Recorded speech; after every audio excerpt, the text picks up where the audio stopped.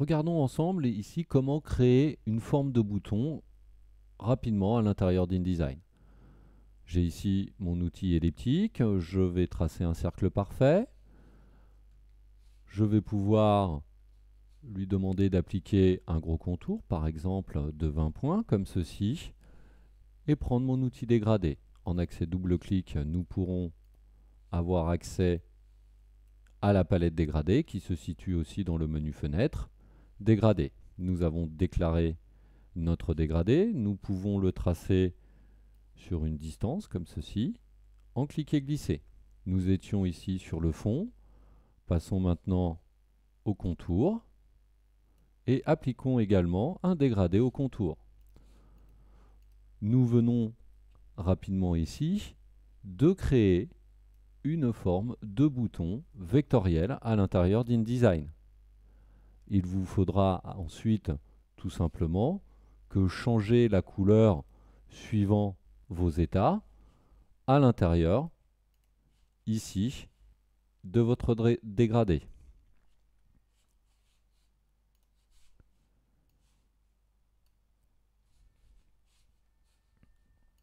Il faudra juste retracer le dégradé pour obtenir le sens que vous voulez du dégradé.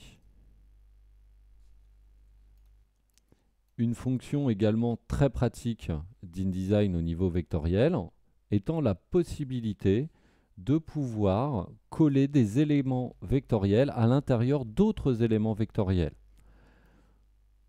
Je vais tracer par exemple ici une étoile que je vais coloriser et sur laquelle je vais en plus appliquer un biseautage estampage par exemple comme ceci.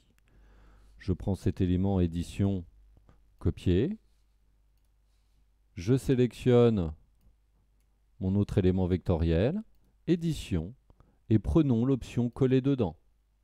Ce qui nous permet ici de pouvoir recadrer du vecteur à l'intérieur d'une forme vectorielle, comme si nous avions fait un masque, mais nous voyons qu'ici c'est très rapide. Nous pourrons en accès flèche blanche sélectionner notre étoile si nous désirons la bouger.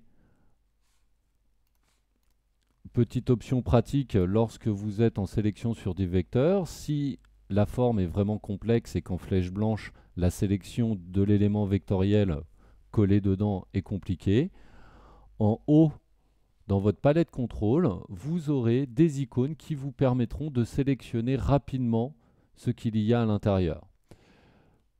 Je vais ici demander à personnaliser ma barre d'outils afin de pouvoir sélectionner le conteneur et le contenu, ce qui me donne accès à ces icônes en haut. Et là, regardez, si je clique sur cette icône, je viens ici sélectionner tout simplement mon étoile, ce qui me permettra de la redimensionner à la main comme ceci, ou bien encore de changer sa couleur.